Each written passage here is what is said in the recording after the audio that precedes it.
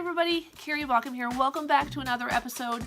Today I am super excited to talk to you about what I'm calling sketchnoting and Educator's Intuition. So I am about halfway through my winter break and it has been wonderful.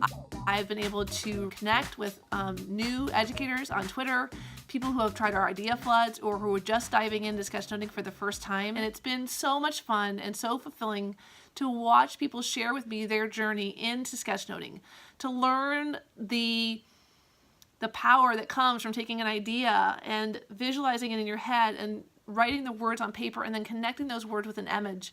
And then the joy that connecting that type of information with the power of learning together brings to people. And then see them start to talk or hear them start to talk about ways that they can bring it into their classroom. And it's just been incredible.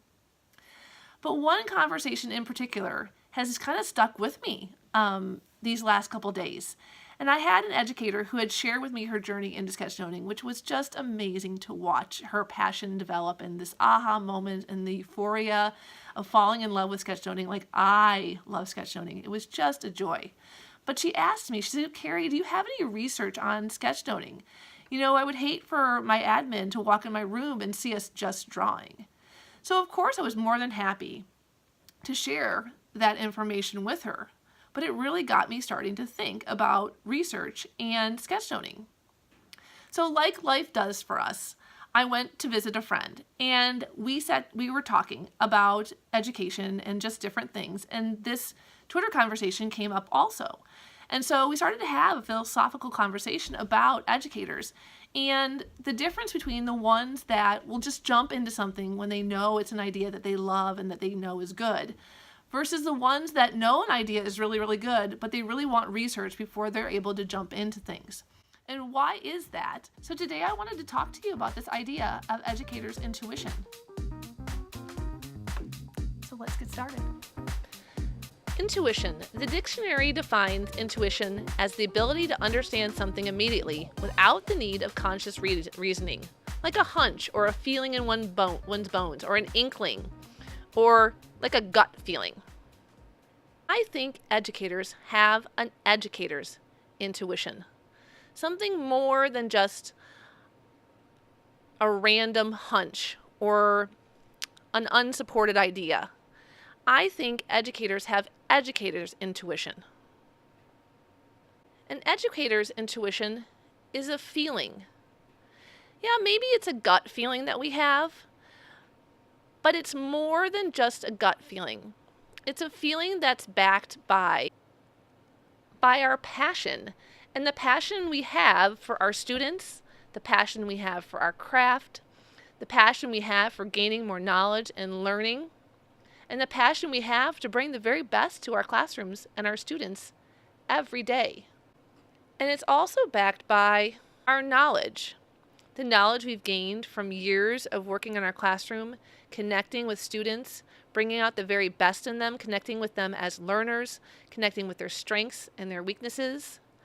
Years of education that we spent in college, whether it's just the 4 years to get our certificate or the master's degree that we've earned.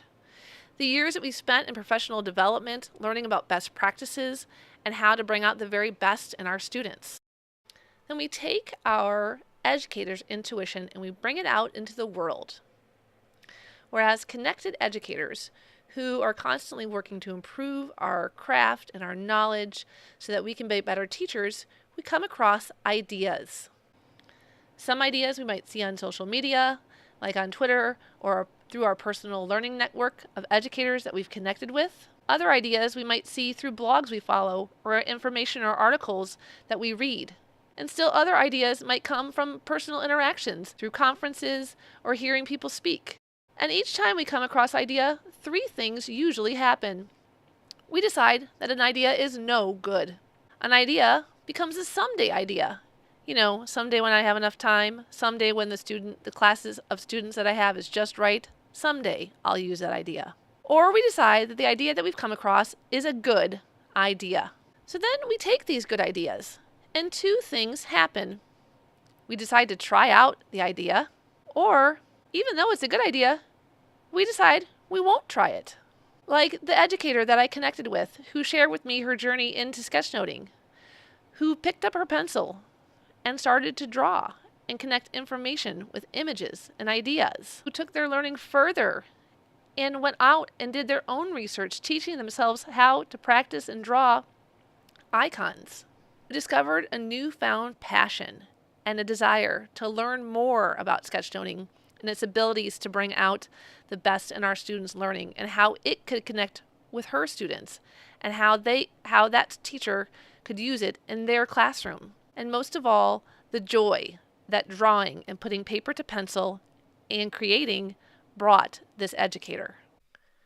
So what is the big difference between a good idea that we try and we don't try?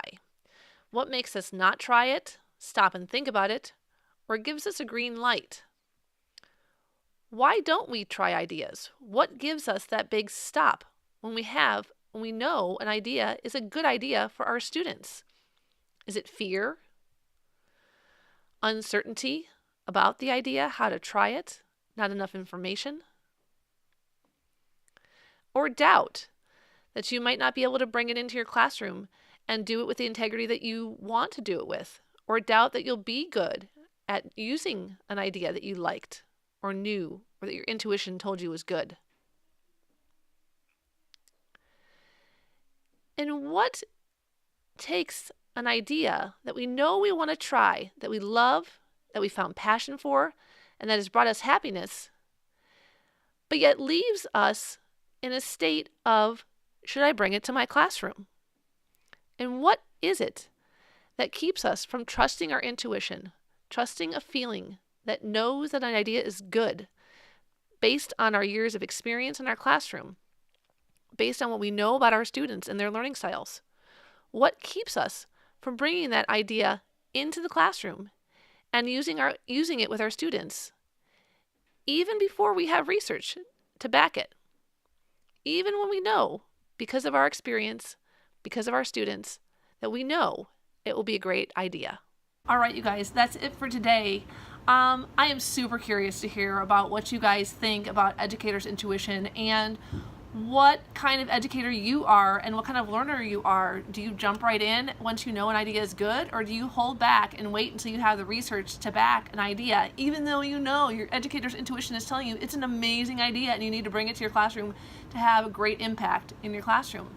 So I would love to hear how you feel about this idea of Educator's Intuition. And of course, I'm going to share with you the research that I have that backs up sketchnoting and its the power that it has for learning. I will put several links in the show notes below, and I will also put a doc that will have all of the research that I shared with that friend on Twitter down below as well. And as always, you guys, if you like what you see here and you don't want to miss an episode, go ahead and outline that subscribe button and punch that notification button, because you'll get a notification every time I put a video up on YouTube. And comment down below. I really would love to have a conversation and hear back from you guys and hear what you think about Educator's Intuition, or just what your style is.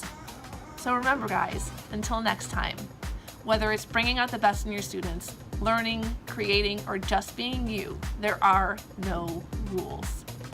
Bye, guys.